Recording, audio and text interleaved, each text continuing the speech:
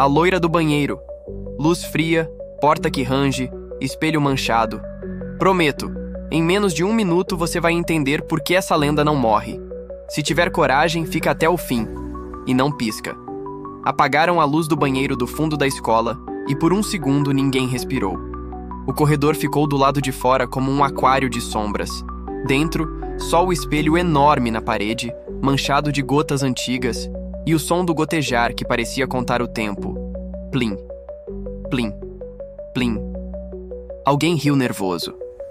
Eu queria rir também, mas minha boca estava seca. Disseram que era simples, falar o nome 3 vezes, bater 3 vezes na porta, dar 3 descargas e encarar o próprio rosto no vidro até a pupila parecer maior do que o mundo. Se você não piscar, ela vem, sussurrou o Caio, como quem oferece um presente que a gente não pediu. A história, todo mundo sabia de versões diferentes. Tinha quem jurasse que ela tinha sido aluna dali, uma menina de cabelo claro que brigava com as colegas e um dia sumiu numa tarde de prova. Outros falavam de um acidente besta, um tombo, um corte, sangue escorrendo pelo ralo. E havia os que davam um destino pior. Trancada por trote de veteranos, gritos que ninguém ouviu, silêncio que ficou. Com o passar dos anos, o que era culpa repartida virou promessa. Se você chamar, ela aparece. Não para matar, diziam alguns, para pedir que a gente não esqueça. Naquela noite, depois do treino de handball, a escola estava quase vazia. Os refletores do pátio davam uma luz esverdeada. As salas com carteiras empilhadas eram cavernas de metal e poeira. A gente se meteu no banheiro do bloco antigo, aquele com as portas empenadas e a janela alta que não abria nem a marteladas. É sempre ali que as histórias começam, num lugar que ninguém repara de dia e que à noite parece ter finalmente lembrado de existir. Tá pronto? Perguntou a Carol, fingindo coragem. Ela tinha o cabelo preso num coque que deixava o pescoço à mostra. A luz fluorescente tremia sobre os ombros dela. Eu assenti. A regra era não correr. Fizesse o que fizesse, não correria. Porque, dizem, correr é admitir que viu. E quem admite que viu, leva lembrança para casa. Fechamos as portas das cabines e ficamos só nós 3 diante do espelho. Eu, Carol e Caio. Não tinha mais ninguém no bloco. Os sons de bola e riso tinham ficado longe, como se a escola tivesse uma fronteira invisível. O Caio apagou a luz. Por um instante, o banheiro virou um aquário escuro. Então, os olhos se acostumaram. O contorno do espelho surgiu outra vez, com a nossa sombra dentro, e um facho de luz esfiapado entrou pela greta da porta.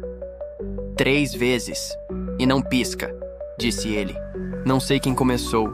Talvez eu, talvez a Carol, talvez nenhum de nós, e mesmo assim começou. As palavras saíram baixas, como se não fossem nossas. Loira do banheiro. O gotejar fez questão de responder. Plim. Loira do banheiro. Plim. Loira do banheiro. A terceira vez ficou presa na garganta. O ar ficou mais gelado e havia um cheiro de desinfetante velho que de repente pareceu muito forte, como se alguém tivesse acabado de esfregar o chão. O Caio bateu 3 vezes na porta. Tum, tum, tum. A Carol engoliu em seco, foi até a última cabine e puxou a descarga. O som correu pelo cano como um bicho. 1, 2, 3. Voltamos os olhos para o vidro. Eu sempre achei que olhar direto para o próprio rosto no escuro é como cair para dentro. Você nota uma coisa mínima. Um pelo da sobrancelha fora do lugar, um brilho no dente. E quando vê, a cara não é mais sua. Era essa a regra. Não piscar. Piscar é dizer pro cérebro que você ainda manda em alguma coisa. Se não piscasse, quem mandava era o espelho. Foi então que algo mudou na borda do vidro. Não foi uma forma nítida, nem um vulto de cinema. Foi um escuro mais escuro do que o resto, um pedaço da sombra que parecia ter densidade. A Carol prendeu a respiração. O Caio segurou meu braço com força demais. Tá vendo? Ele sussurrou, mas o sussurro não saía pelos lábios, parecia sair do azulejo. Eu pensei em todas as versões que já tinham me contado. A da menina trancada, a da queda, a da briga que terminou mal. Em todas, havia sempre alguém que não escutou. Em todas, a culpa era de ninguém, porque a culpa do que a gente varre sob o tapete se chama acaso. No espelho, uma sombra cresceu, subiu um dedo, 2, 3 acima do ombro de ninguém. E aí, como quando a gente tenta focar numa estrela e ela foge, aquilo não estava mais lá. Deu vontade de rir, e eu ri. Um riso que não era riso e que parou pela metade. Tinha nada, falei com a língua que parecia pesada. Era só... A lâmpada piscou. Uma vez. 2. Na terceira não acendeu mais. No escuro, o banheiro sumiu de vez. Eu ouvi a respiração da Carol, rápida e fina. E a do Caio, contida, como quem tenta não fazer barulho para não convidar o que não foi convidado. Foi nesse silêncio que a voz veio. Não era uma voz grave, nem o clássico sussurro de filme. Era pequena. Repetiu uma palavra que primeiro achei que fosse meu nome, mas não era. Era aqui. Aqui, disse tão perto da minha orelha que meu ombro levantou sozinho. Eu girei por reflexo, e foi a pior coisa que podia ter feito, porque não havia ninguém. Só a porta da cabine encostada. E um ar tão frio que meus olhos arderam. A descarga de uma das cabines soou outra vez, sem mão nenhuma no botão. A água girou, o ralo engoliu com pressa, e eu pensei numa das versões que eu fingia não lembrar, de que quando ela aparece, alguma coisa cai no ralo ao mesmo tempo. Um brinco, um caderno pequeno, um bilhete dobrado. Não corre, disse a Carol, mais pra ela do que pra mim. Não corri. Encostei os dedos no tampo da pia para lembrar que tinha mundo sólido. A pia estava gelada, como se tivesse ficado guardando gelo por horas. De repente, o ar mudou de novo. Veio um cheiro doce, de perfume antigo. Não era de adolescente. Parecia cheiro de mãe indo à missa. Você sente? Perguntei e ninguém respondeu. A luz acendeu sozinha, fraca. Uma lâmpada querendo viver. O espelho devolveu nossas 3 figuras. Eu branco demais. A Carol com o coque desfeito, mecha escapando, o Caio sem cor. Atrás de nós, por uma fração de segundo, eu juro que vi uma quarta forma. Não era nítida. Era cabelo. Claro. Molhado. Colado ao rosto. Podia ser reflexo de nada. Podia ser a sombra de alguma coisa pendurada no teto. Podia ser vontade. Pisquei. Foi embora. Chega, falou o Caio, e parecia que ele tinha envelhecido. Ele foi até o interruptor, acendeu e apagou de propósito, como quem dança com a superstição. A lâmpada agora obedecia. O gotejar tinha parado. O banheiro parecia ter feito as malas e ido embora. A Carol se aproximou do espelho e limpou um canto com a manga. Tinha uma marca ali, um risco vertical, como se alguém tivesse passado um dedo molhado e deixado rastro de água. Vocês viram? Ela perguntou. O quê? Aqui. Eu ia dizer que tinha sido coisa da nossa cabeça, que quando você quer ver, você vê, quando quer ouvir, você ouve. Mas a Carol levantou a manga e mostrou o pulso. Tinham 3 marcas vermelhas, paralelas, não muito fundas, como arranhões de unha. Não sangravam. Eram linhas, só linhas. Foi quando apagou a luz, disse ela. Tentei desconfiar. Talvez tenha encostado em alguma quina. Azulejo corta, ferrugem arranha. A gente inventa qualquer coisa para não pensar no pior. O Caio concordou com a cabeça, mas não com os olhos. Fica quieto, ele disse, e eu percebi que não era para mim. Ficamos ali parados, os 3, olhando para o espelho com nossas 3 versões de medo. A escola do lado de fora tinha acabado. O corredor jogou um quadrado de luz pela fresta. Tudo comum outra vez. 3 adolescentes diante de um vidro. E ainda assim, algo tinha mudado na superfície. Era como se o espelho não devolvesse só o que recebia, mas o que lembrava. E ele lembrava de muita coisa. A história é verdadeira, a Carol comentou sem tirar os olhos do risco. Você sabe? A que a minha avó contava. Que história? A de que ela não queria assustar ninguém, só queria ser notada. Eu quis rir da palavra verdadeira ali no meio, mas não ri. Verdade, em lenda, é um lugar para onde a gente vai quando não tem mais outro lugar. A Carol encostou o dedo no risco e deixou outra linha, diagonal, como se estivesse desenhando uma letra.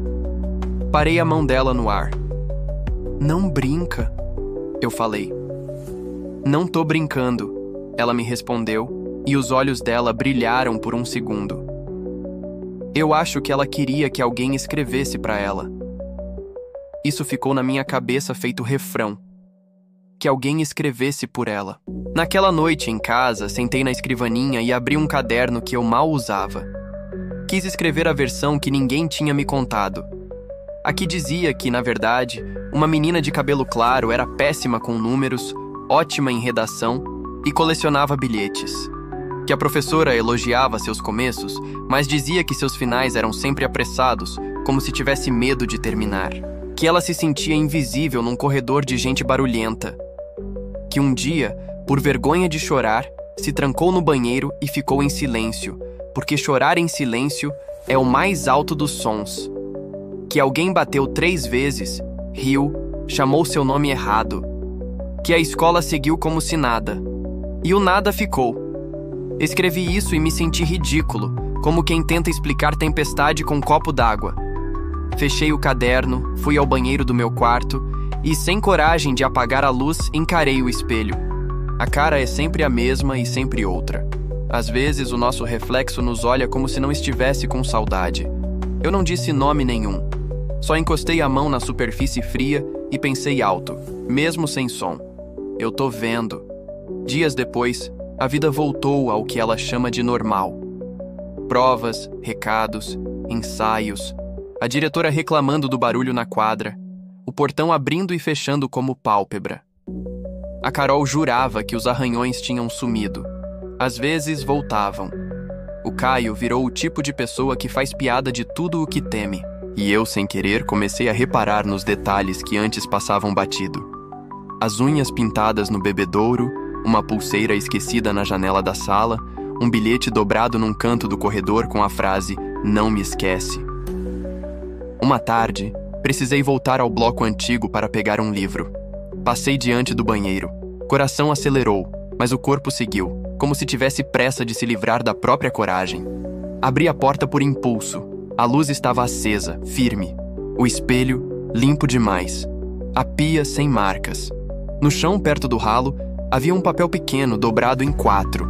Fiquei um tempo ridiculamente longo olhando para ele, como se fosse interdito, e então peguei.